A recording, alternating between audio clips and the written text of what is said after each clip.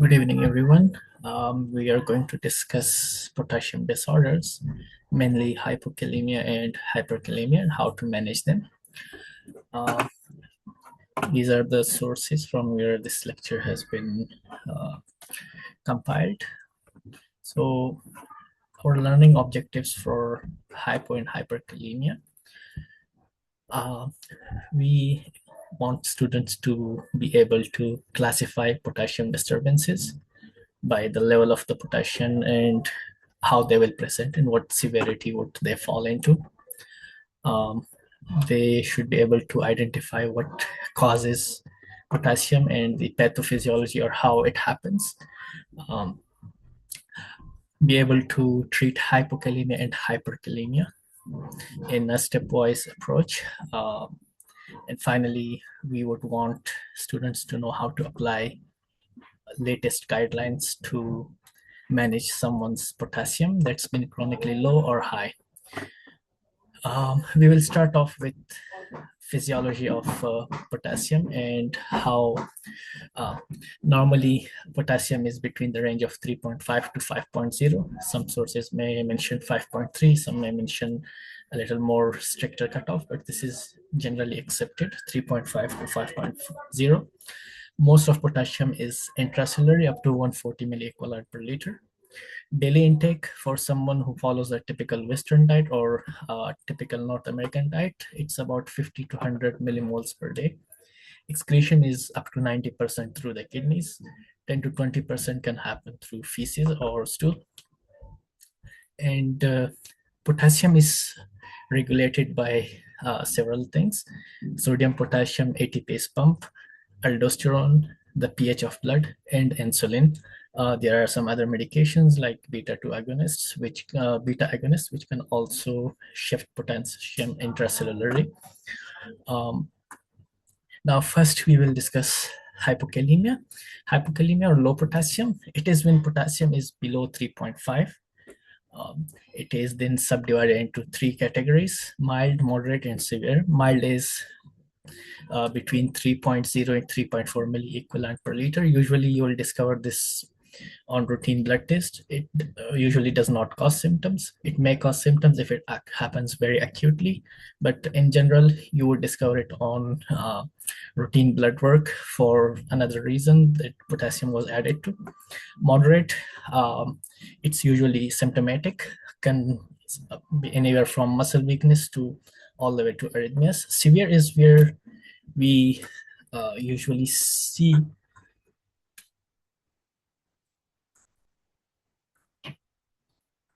in cases of severe hypokalemia, which is less than 2.5 milliequivalents per liter, we would see not muscle weakness, we would see usually EKG changes. Let me adjust the screen ratio. We may see EKG changes, we may see arrhythmias, we may see paralysis of muscles, paralytic ileus, things like that. Now, how do we categorize its causes? GI causes: diarrhea, vomiting, suction through a nasogastric tube, paralytic ileus. They all can cause loss of potassium and over time cause hypokalemia. Renal losses: someone who is using diuretics, someone who has hyperaldosteronism. In cases of renal tubular acidosis, potassium is shifted intracellularly to kind of compensate for the excess hydrogen in the uh, capillaries of the kidneys. Someone who has osmotic diuresis due to diabetes or another use of other medications that may cause diuresis. In about 10% of cases, insulin, beta-2 agonists, or alkalosis, they may shift potassium intracellularly and give us an artifact of hypokalemia. While it's not true hypokalemia, in reality the potassium could be normal or even in excess, but since it's shifted intracellularly, we see on blood work that the potassium is low. Um, Now, clinical features: how potassium deficiency or hypokalemia may appear. Usually, you'd see muscle weakness, cramps, uh, paralysis, which is ascending in nature, starts from the lower limbs and goes up. Palpitations, feeling like someone's heart is racing. You would see arrhythmias on, especially if the patient is taking digitalis or digoxin. On EKG, you would find flattened T wave, ST depression, prolonged QT interval, and U waves. Uh, in GI, they may have constipation or paralytic ileus. Paralytic ileus happens in severe hypokalemias. Um, Usually, when someone has burns and they're losing a lot of potassium, conditions like that can cause paralytic ileus. Now, how do we manage it? First is to identify the severity. Is potassium more than 2.5 or less than 2.5? If it is more than 2.5, it falls between mild and moderate. So how do we manage that? If it's more than 2.5 and asymptomatic, we give them oral potassium, 20 to 40 milliequivalent and divided doses daily. If it is symptomatic but is above 2.5 and 3, so again, we give them per oral. If they cannot tolerate per oral in symptomatic hypokalemia, even if it's not severe hypokalemia yet, we can give them IV. And usually it's given by a peripheral IV as a slow infusion. Never push potassium into someone. It can cause instant death.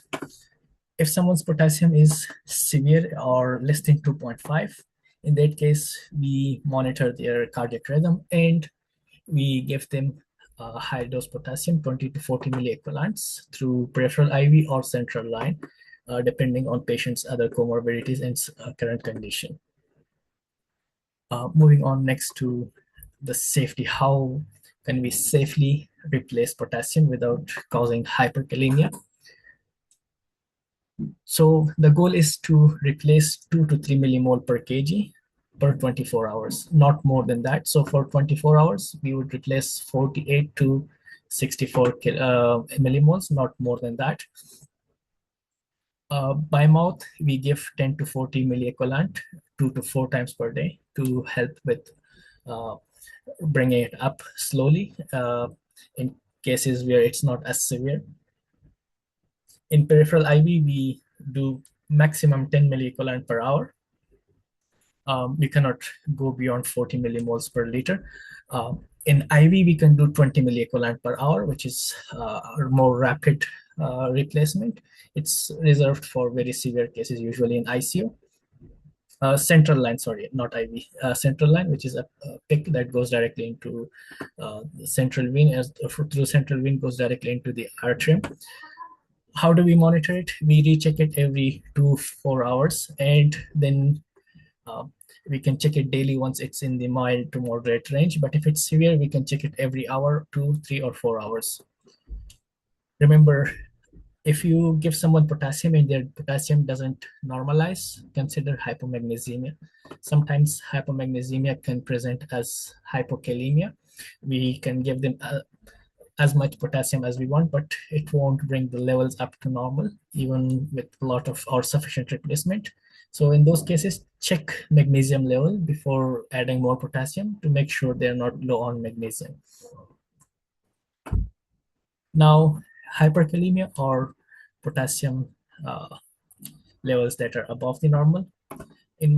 It's again divided into mild, moderate, and severe. Mild is anything from 5.0, like we said, it's 3.5 to 5.5 or 5.0. From 5.1 all the way to 6 is considered mild. Moderate would be 6 onwards. When we are in moderate and severe hyperkalemia, you would see EKG changes. And once you see EKG changes, the goal is to stabilize myocardium by giving them calcium gluconate. If they are in the mild group and there are no changes, no palpitations, they're not feeling any symptoms, we can try to give them some uh, IV fluids, insulin beta agonists to bring it down. We don't really have to give them calcium gluconate in that case, but as soon as EKG changes start or the level goes above 6, consider giving them calcium gluconate before finding out what's causing the potassium to go high. Now, hyperkalemia has 3 types of causes due to low excretion, transcellular shift, or increased intake. Now, reduced excretion, it's seen in chronic kidney disease patients who have CKD or end-stage renal disease and they are on dialysis. If they miss their dialysis appointment, their potassium can acutely go high and they can present in arrhythmias or even arrest because of the hyperkalemia. ACE inhibitors, ARBs, they are associated with increasing potassium, decreasing potassium excretion. That's how they increase its level. NSAID, spironolactone, which is a potassium sparing diuretic. Dehydration, these can all cause potassium to be excreted less than the required amount and go high in the blood. Now, transcellular shift or shift from the cells to plasma, that happens in acidosis. It happens in rhabdomyolysis, tumor lysis when someone is induced for chemotherapy and the tumor breaks down. Those cells can then cause hyperkalemia. And someone who has intravascular or hemolysis in general, they can have higher potassium level because of the release from the cells that are breaking down.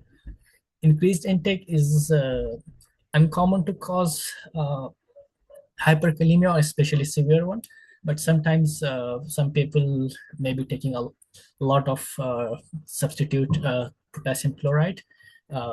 That's how they may end up with hyperkalemia when trying to treat their hyperkalemia.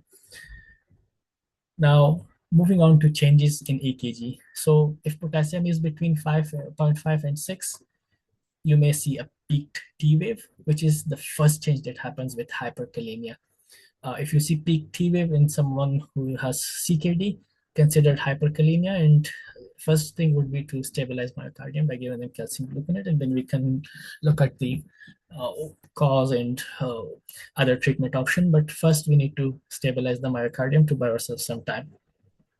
Once potassium keeps going up, then you may see PR prolongation, P wave flattening, and P wave eventually would disappear, and then QRS widens.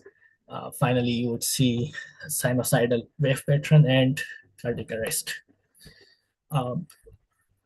Remember here, I have put in values that they may cause these changes, but it does not correlate in most cases. Symptoms, EKG changes, they need emergent treatment or urgent treatment with stabilizing myocardium and then considering treatment options for lowering the potassium. Now, how do we treat hyperkalemia? It's very important. First goal in hyperkalemia with any symptoms or EKG changes is to stabilize the myocardium. We give them 10 mL of 10% calcium gluconate IV, and it starts working in 1 to 3 minutes, and then can buy us about 30 minutes of time to investigate what's causing it and then treat the causes as appropriate. All right, now once we have given them calcium gluconate and patient is outside the risk of getting cardiac arrest because of hyperkalemia, what we can do is give them medication to shift potassium intracellularly. Now, intracellular shift would be by insulin and by beta-2 agonists.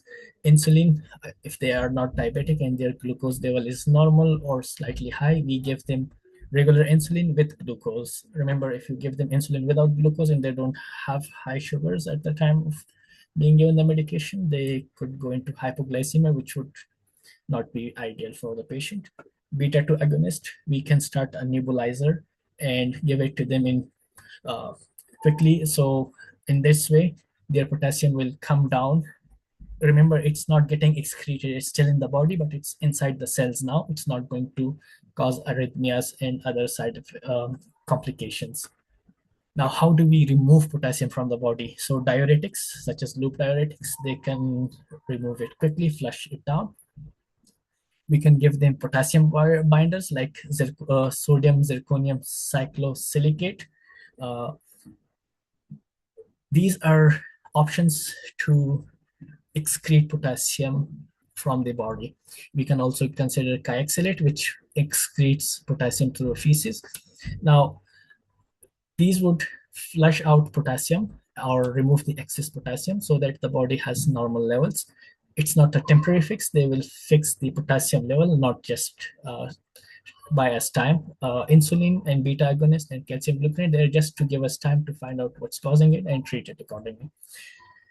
Now, for someone whose hyperkalemia is due to missing dialysis, or for example, end-stage kidney disease or renal disease, we can consider hemodialysis for them after initially stabilizing the myocardium with calcium gluconate. Now, this is a quick reference cheat sheet.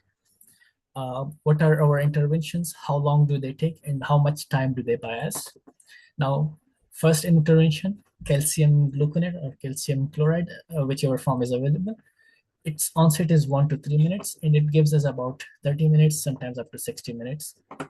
Use it for stabilizing myocardium in case EKG changes occurs in acute hyperkalemia. Insulin and glucose, they act, since we are using regular insulin, it can start acting from 10 to 20 minutes after we start the infusion, and it would take or give us about 4 hours of time to figure out what's causing the hyperkalemia and how to treat it. Beta 2 agonists, they takes 20 to 30 minutes to start acting, and they similarly buy us about 4 hours, 3 to 4 hours time to figure out what's going on with the patient, why they have hyperkalemia. And in the meantime, we would shift the potassium intracellularly through using insulin and beta 2 agonist to make sure that they're not acutely hyperkalemic, and give us some time to find out the cause and then treat the cause. Diuretics usually take up to 30 minutes. They can last for short duration or long duration depending on how the patient is. Now, dialysis is immediate and it's ongoing, and then it will take the potassium out of the body and remove all the excess potassium that we have. Now, how do we manage chronic management of hyperkalemia? How do we manage it? We advise patient not to take more than 3 grams per day. We withhold ACE inhibitors or ARBs if possible. We ask them to not use NSAIDs like ibuprofen. We can add a diuretic or stop spironolactone if they are taking that for temporarily, and then resume it once they have stable potassium levels. We can add sodium zirconium salicylate and peteromer as needed. With these are binders to potassium, they will bind potassium and excrete it, or the potassium wouldn't be able to bind to myocardium and cause arrhythmia. So in these cases, this is how we chronically treat hyperkalemia. We reduce intake, we hold the medications that causes potassium to go up, and we can give them binders to keep the potassium level in case we are out of options. Now, pseudo hyperkalemia, what is it? It's high potassium on lab that is not a true hyperkalemia, but it could be an artifact from the vial of blood that's being collected and sitting in the lab for hours without being examined. So sometimes that can cause RBC breakdown, WBC breakdown, thrombocytosis, etc. And those cases would cause potassium to go high in the sample, not in the patient's blood. So remember, if there is a blood sample that's old and it's been sitting for a while, it can show a very high potassium level despite normal level in the patient. And you would see that patient has no symptoms with potassium of 7, or no symptoms even with potassium 8, and you would be thinking, why does the patient have such a high potassium and doesn't have any symptoms? Sometimes the reason is that the blood sample or the vial of blood taken from patient was sitting for a few hours before being examined to check for the potassium level, and hemolysis occurred. That's what causes the potassium to go high. Now, in case we suspect an artifact, what do? We do another draw or blood draw and check a CBC plus potassium level again on the new sample to see if it's true hyperkalemia or if it was an artifact due to blood sitting in lab for a while. Remember, for exam purposes in general, if patient's blood sample or patient's blood work shows hyperkalemia without symptoms and no EKG changes, you need to repeat lab and confirm before starting treatment. Do not start treatment for hyperkalemia without confirming that it's true hyperkalemia. Now, some clinical pearls or clinical high yield points. Check magnesium, always check magnesium in a patient who has hypokalemia because it's present in up to 50% of patient, and uh, despite replacement, high potassium level stays low even when we are replacing it appropriately. Now, urine potassium and stool level of potassium or level of electrolytes or the solutes in stool. These are two measures that we can do to determine if it is more of GI related losses or more of renal losses. In all chronic cases and in acute cases where potassium is not critically low, per oral potassium replacement is better than IV whenever it's possible. It reduces the risk of getting hyperkalemia due to rapid correction of potassium. For good tolerance with give potassium or the potassium chloride with food that's tolerated better in most patients, especially if they're elderly. Patients who are taking digoxin, monitor them very closely because hypokalemia increases the risk of digoxin toxicity. And medications which cause potassium loss, like loop diuretics, amphotericin, which is an antifungal, antidiarrheal agents, aminoglycosides. See if patient is taking any of the medications. You can temporarily withhold them if they have hypokalemia. While working towards correcting the potassium, you can withhold some of these medications if they need the medication. So in those cases, you would continue medication and replace potassium. For hyperkalemia, if EKG changes, calcium comes before everything else. And once calcium is given, start therapy to shift potassium intracellularly with insulin and glucose or beta agonist. Now, we do not recommend discontinuing ACE inhibitor ARB, but if possible, we can consider discontinuing ACE inhibitor or angiotensin receptor blockers in patients who are taking them for any reason. If they develop hyperkalemia. If patient really needs it, for example, patient who is who has heart failure and we believe that ACE inhibitors or ARBs would provide benefit, mortality benefit. In those cases, we don't stop them. We can add potassium binders to and monitor patient closely to see if they can bring it to normal. Sodium polystyrene sulfonate, Kayexalate. It's nowadays not used, or it's used very less compared to before because it can cause necrosis in the GI. They prefer Pateromere and SZC or sodium zirconium crystals.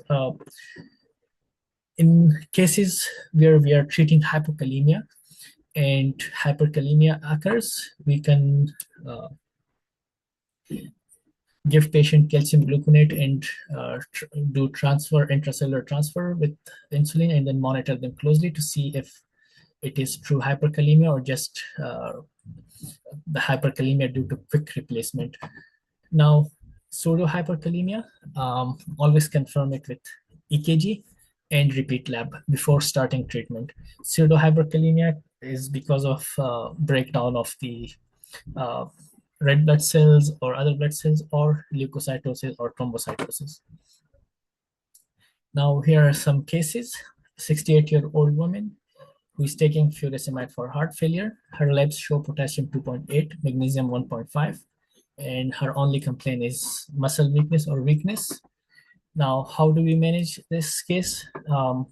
From her history of using furosemide, it looks like it could be diuretic induced. So we replace potassium. Goal would be per oral since she only has weakness. She doesn't have ileus or other uh, severe symptoms to warrant IV use, or her potassium level is also 2.8, which is not severe. we replace the magnesium, give them magnesium SO4, and then we can add either spironolactone to the furosemide or change to spironolactone or similar potassium sparing diuretic altogether. Now we will monitor this patient with recurrent potassium and magnesium change until both are normal. Once they are normal, we will monitor them for a few more hours, and then we can send them home or stop treatment for the hypokalemia. All right. I hope it has been useful. I will